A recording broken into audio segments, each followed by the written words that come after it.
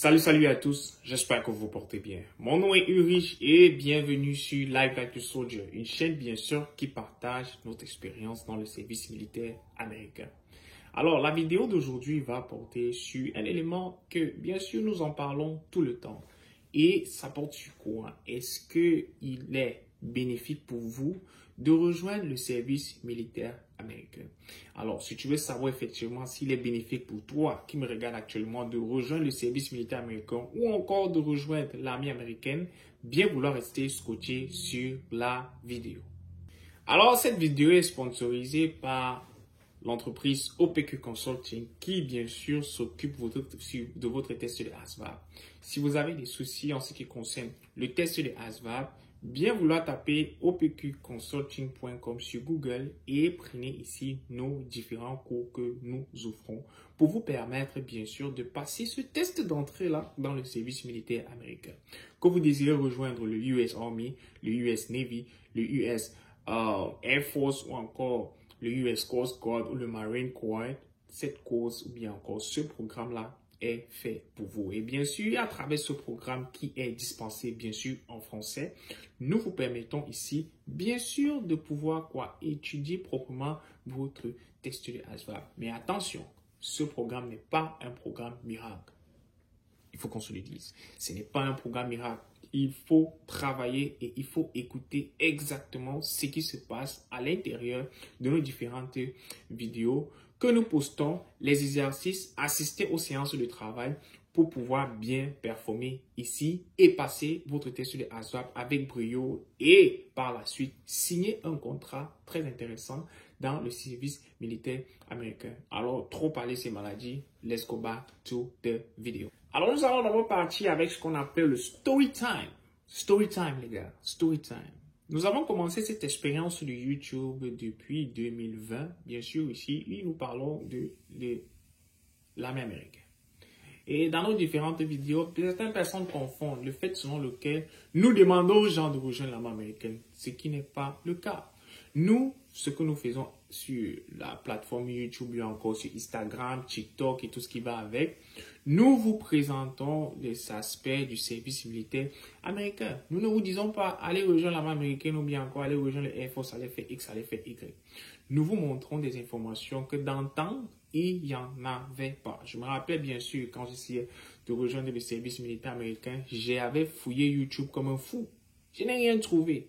Je n'avais trouvé rien d'intéressant de quelqu'un qui nous expliquait ici en français ce qu'on devait aller trouver ou bien encore comment est-ce qu'il fallait signer un bon contrat dans le service militaire américain. Alors aujourd'hui, je suis tellement content du fait selon lequel je vois tellement de créateurs de contenu produire des choses intéressantes sur le système militaire américain. Je suis content aujourd'hui de voir certains de nos frères qui pensaient qu'ils pouvaient entrer dans l'armée américaine pour pouvoir avoir accès à un certain nombre de choses. Mais après avoir évalué les différents facteurs que je vais énumérer tout à l'heure, ils se sont rendus compte qu'en fait, leur destin n'était pas de rejoindre l'armée américaine et que c'était seulement du bling-bling qu'ils voyaient à la télé et tout, qui n'avaient pas, ou bien encore que leurs objectifs ne les envoyaient pas rejoindre le service militaire américain. Et d'un autre côté, je suis aussi content que les personnes utilisent nos vidéos, que les personnes puissent ici s'informer bien pour que ici, ils peuvent bien sûr rejoindre le service militaire américain et avoir une grande carrière. Alors, on va entrer maintenant dans le détail de savoir est-ce que vous devez rejoindre le service militaire américain ou pas. Il faut comprendre que le système militaire américain, comme on le dit, être soldat n'est pas un job. Être soldat, c'est entre parenthèses une forme de nom, mais avec ce nom de soldat-là, vous faites bien sûr un job proprement dit.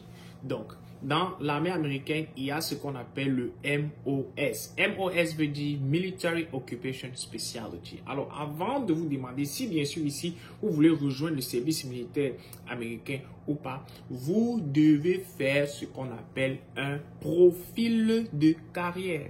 Il est important pour vous de faire le profil de carrière avant d'aller toquer la porte d'un recruteur. Je suis généralement surpris de voir certaines personnes qui disent qu'ils suivent ce contenu depuis des années, mais ils partent encore chez un recruteur sans toutefois se préparer pour le test de ASVAB ou bien déjà avoir au moins 2 jobs en tête qu'ils veulent faire. Et nous allons bien sûr faire une vidéo qui vous démontre comment est-ce que vous pouvez chercher le type de job en fonction de n'importe quel diplôme que vous avez obtenu dans le monde entier. On a dit, allez simplement sur Google et vous tapez le job et vous mettez MOS, in Army. Il y a quelque chose qui va sortir. Au moins, ça va vous orienter ici sur ce que vous devez faire ou bien encore sur ce que vous ne devez pas faire. Donc, la première des choses à faire, c'est quoi? Si vous décidez de rejoindre le service militaire américain ou bien si vous posez des questions, vous devez faire ce qu'on appelle l'établissement d'un profil de carrière qui est très important quand, bien sûr, vous décidez de rejoindre le service militaire américain. Ensuite, maintenant, après avoir établi votre profil de carrière, vous devez déterminer si, 1, vous voulez faire ces études-là à l'intérieur de l'armée ou vous voulez faire ces études en dehors de l'armée.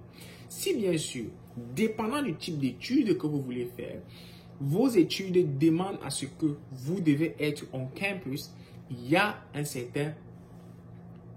certaine branche que vous ne pouvez pas faire parce que ces études-là vous demandent d'être en campus. Je vais prendre l'exemple ici de ceux qui veulent devenir docteur, ceux qui veulent devenir nurse, ceux qui veulent devenir physician assistant et tout ce qui concerne le système médical aux États-Unis. Si vous voulez devenir ça, il sera vraiment difficile pour vous de faire vos études en plein temps active duty et bien sûr aller à l'école en même temps ou bien pratiquement impossible pour vous de pouvoir, je dis bien pratiquement, il y a des exceptions à la règle. Il sera pratiquement impossible pour vous d'être active duty et de faire des cours de laboratoire ou bien encore de faire des cours in person à l'université. Donc, ce sont des paramètres qu'il faut prendre. Par contre, maintenant, si votre profil de carrière ne nécessite pas que vous puissiez faire, du moins, si votre profil de carrière nécessite que vous faites 80% de vos cours en ligne, je recommande souvent, allez-y active duty, que ce soit Navy, Army, Air Force, National Guard et tout ce qui va avec. Allez-y active duty. En troisième position maintenant, il faut regarder votre âge. Parce que quoi? C'est le corps qui cherche l'argent. J'ai toujours l'habitude de dire ça. C'est le corps qui cherche l'argent. C'est le corps, mes amis, le corps qui cherche l'argent. Nous venons d'Afrique. Il y a certaines personnes que leur âge n'est pas relatif à leurs conditions physiques. Il y a certaines personnes qui ne peuvent pas supporter un certain nombre de charges. Donc, il est important pour vous de savoir qu'en rejoignant le service militaire américain, votre corps va être usé. On va utiliser votre corps pour pouvoir accomplir la mission. Donc, il est important pour vous que généralement, en fonction de votre âge, en fonction de votre profil académique, vous déterminez bien sûr quelle est la branche que vous pouvez choisir.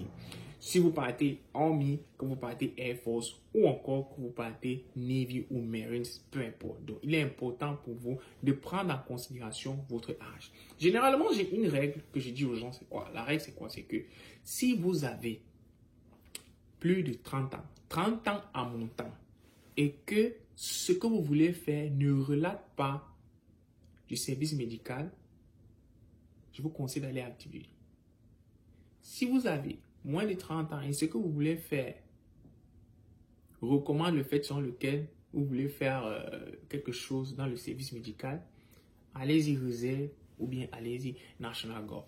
Pourquoi? Parce que si vous êtes réserve ou bien encore vous êtes National Guard, vous avez le temps pour pouvoir aller à l'école, au campus et faire vos cours de sciences qui vont vous donner accès à ces divers jobs-là dans le service militaire ou encore à ces divers jobs-là dans le système médical. Il est important de voir tous ces différents aspects-là.